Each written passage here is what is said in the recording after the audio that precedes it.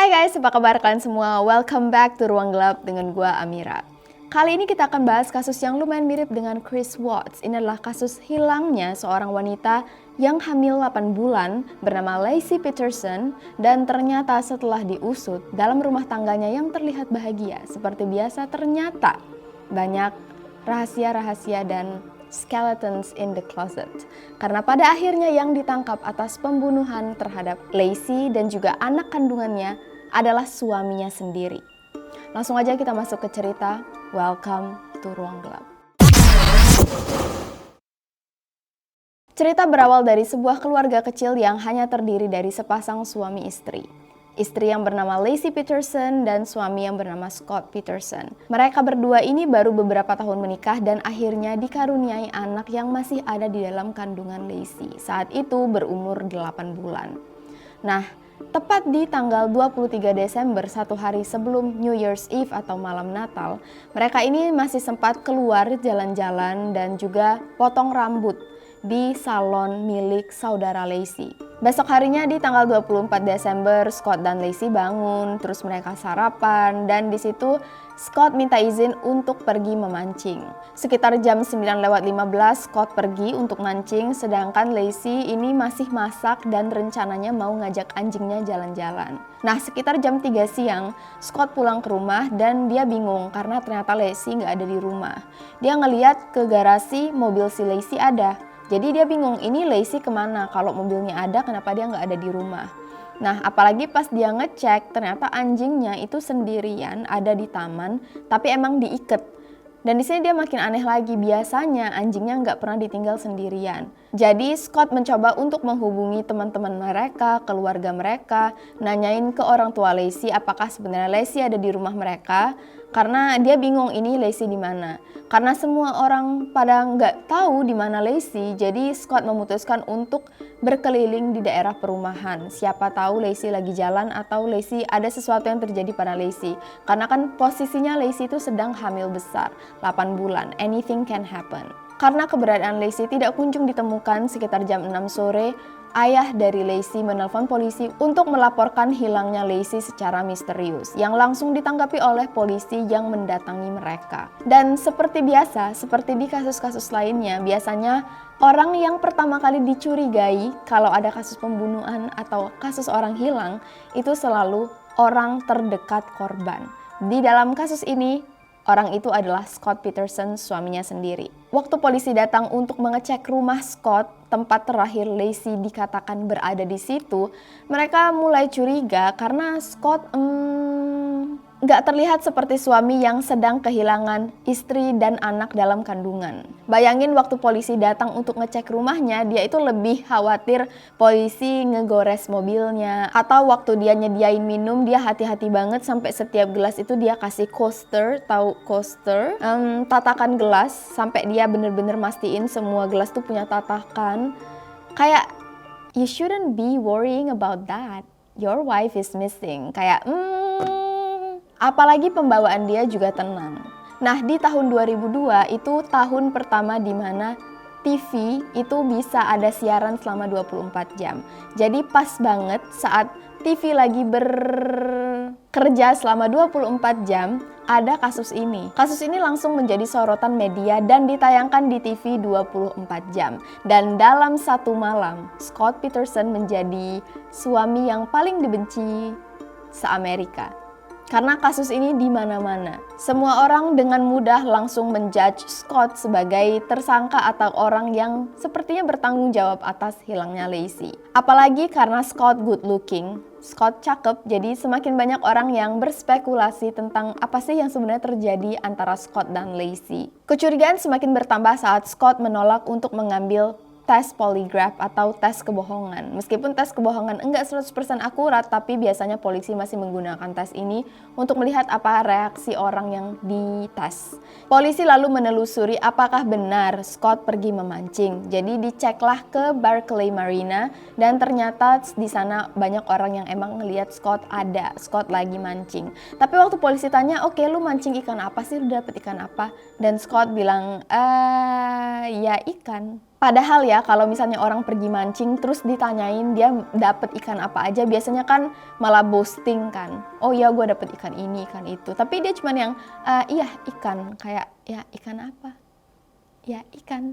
Akhirnya kasus ini berkembang menjadi banyak rumor, mulai dari Lacey dibunuh oleh pemuja setan, Scott sebenarnya punya selingkuhan, dia bunuh Lacey karena dia punya selingkuhan, so many rumors. Tapi keluarga Lacey membela Scott, mereka percaya Scott pasti nggak ada hubungannya dengan menghilangnya Lacey. Karena Scott bukan orang yang seperti itu, mereka kenal Scott. Jadi Scott selalu dilindungi oleh teman-teman dan juga keluarga Lacey. Sebenarnya di sisi lain, di tanggal 30 Desember, beberapa hari setelah Lacey dinyatakan menghilang, seorang wanita bernama Amber Frey menelpon polisi dan dia bilang, polisi sebenarnya kayaknya Scott Peterson yang diomongin di berita itu pacar aku deh. Tapi aku sumpah gak tahu sama sekali kalau dia itu udah nikah. Dia bilang ke aku dia single. Dan polisi langsung, berarti benar Scott selingkuh. Dan apakah ini adalah motif kenapa dia membunuh Lacey? Nah, waktu polisi tahu ternyata benar Scott punya selingkuhan, mereka enggak mempublikasi hal ini ke media. Mereka bilang ke Amber, oke, thank you udah ngabarin kita, bisa nggak kamu jadi mata-mata? Jangan bilang ke siapa-siapa kalau kamu selingkuhan Scott. Kita sadap telepon kamu, siapa tahu kamu bisa membuat Scott mengaku kalau dia sebenarnya yang membunuh Lacey. Amber setuju, karena menurutnya kalau Scott memang berbahaya, Scott harus dimasukkan ke penjara. Apalagi Amber punya anak, jadi dia berasa kayak dia pengen banget untuk membantu kasus ini segera terungkap. Besoknya, tanggal 31 Desember, tepat di malam perayaan tahun baru, Scott menelpon Amber dan bilang, Amber, Happy New Year. Aduh seneng banget, aku lagi di Eropa nih. Iya, lagi di Paris, iya. Padahal sebenarnya Scott lagi di rumah Lacey untuk mengadakan acara vigil atau perkumpulan di mana mereka, tahu nggak sih kalau misalnya ada korban atau orang hilang, biasanya banyak orang yang berkumpul untuk bawa lilin, memperingati orang yang mereka cari untuk raise awareness atau mencari perhatian publik, dan dalam keadaan yang sangat sedih. Dia malah ternyata telepon Amber selingkuhannya dan malah ngomong kalau dia di Eropa dan dia seneng banget, iya nih ada New Year resolution, happy. Dan ini posisinya Scott nggak tahu kalau Amber tahu bahwa dia sudah nikah dan istrinya lagi hilang. Jadi Scott masih acting seolah-olah dia ini belum menikah. Gak lama kemudian ada sekelompok orang yang menghubungi polisi dan mengatakan kalau mereka punya bukti Scott selingkuh. Mereka punya foto di mana Scott dan Amber lagi makan bareng. Dan mereka bilang, polisi kita mau nge-publish foto ini ke media. Kita cuma mau ngasih tahu kalian aja sebelum kita ngasih foto ini ke media. Jadi karena polisi menerima informasi ini, mereka nggak enak dengan keluarga Lacey yang nanti tahu soal perselingkuhan ini dari media bukan dari polisi. Jadi polisi akhirnya memberitahu keluarga Lacey yang sebenarnya bahwa ternyata Scott, menantu mereka, itu punya selingkuhan. Lalu beberapa hari kemudian di tanggal 24 Januari 2003, Amber melakukan press conference di mana dia ngaku ke semua media bahwa dia berpacaran dengan Scott. Tapi dia nggak tahu kalau Scott punya istri.